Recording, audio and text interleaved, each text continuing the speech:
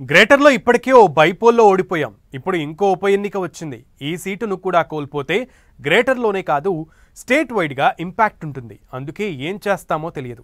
ఎలాంటి strategy follow అవుతామో అంతకంటే అవసరం లేదు. ఎట్లా అయినా సరే జూబ్లీహిల్స్ బైపోల్ గెలవాల్సిందేనని ఫిక్స్ అయిందట బీఆర్ఎస్ పార్టీ. జూబ్లీహిల్స్ బైపోల్ను గులాబీ దళం సెమీఫైనల్గా భావిస్తోందా? గెలుపు అవకాశాలపై ఇప్పటికే ఓ అంచనాకు వచ్చారా?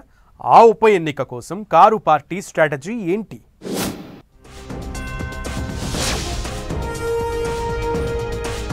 బీఆర్ఎస్ కు లైఫ్ అండ్ డెత్ గా జూబ్లీహిల్స్ బైపోల్. ఉప ఎన్నికను సెమీఫైనల్ గా భావిస్తోన్న కారు పార్టీ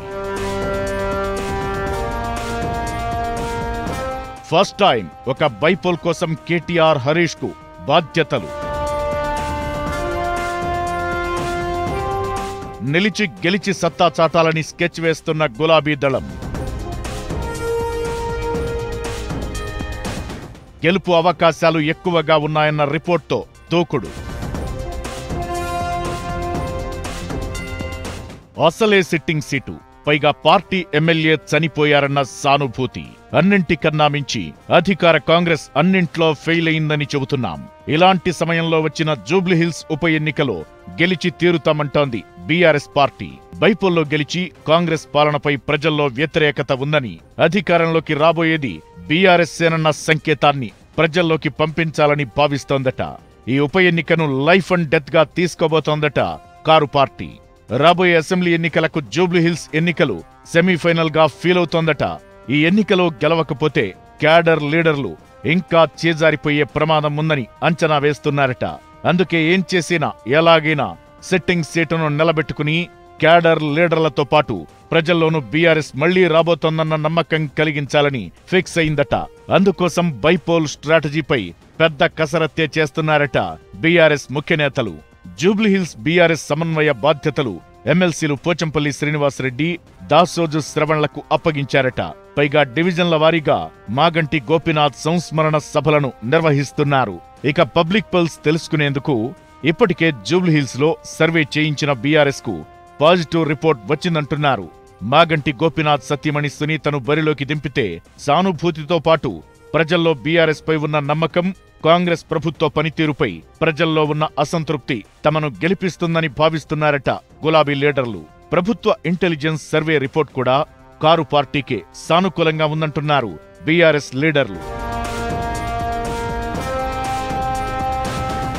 జూబ్లీహిల్స్ బైపోల్ను చాలా ప్రెస్టీజియస్ గా తీసుకుంటున్నారట కారు పార్టీ నేతలు. ఇప్పటి వరకు బీఆర్ఎస్ ఏ బైపోల్ ఫేస్ చేసినా అయితే కేటీఆర్ లేకపోతే హరీష్ రావు ఇన్ఛార్జిగా ఉంటూ వచ్చారు. కానీ జూబ్లీహిల్స్ కొచ్చేసరికి కేటీఆర్, హరీష్ ఇద్దరినీ రంగంలోకి దించాలని భావిస్తున్నారట గులాబీ బాస్.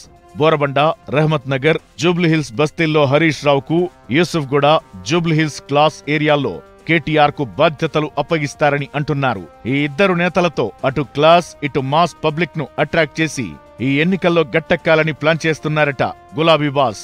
గతంలో జరిగిన ఏ ఉప ఎన్నికలో కూడా కేటీఆర్, హరీష్ ఒకే నియోజకవర్గంలో పనిచేయలేదు.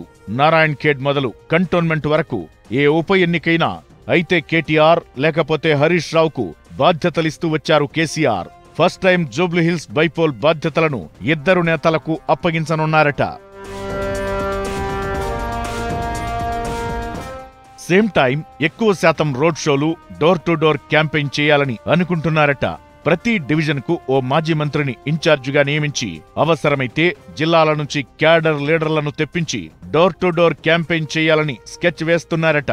ప్రతి 100 ఓటర్లకు ఓ అబ్జర్వర్ ను పెట్టి సాధ్యమైనంత ఎక్కువ మంది ఓటర్లను కలిసి భారీ మెజారిటీతో గెలిచే ప్లాన్ వేస్తోందట బీఆర్ఎస్ పార్టీ. గ్రేటర్లో తాము చేసిన అభివృద్ధి, కాంగ్రెస్ వచ్చాక తెచ్చిన హైడ్రా, మూసీ ప్రక్షాళన పేరుతో చేసిన నష్టాన్ని వివరించాలని పకడ్బందీ వ్యూహం రచిస్తోందట కారు పార్టీ.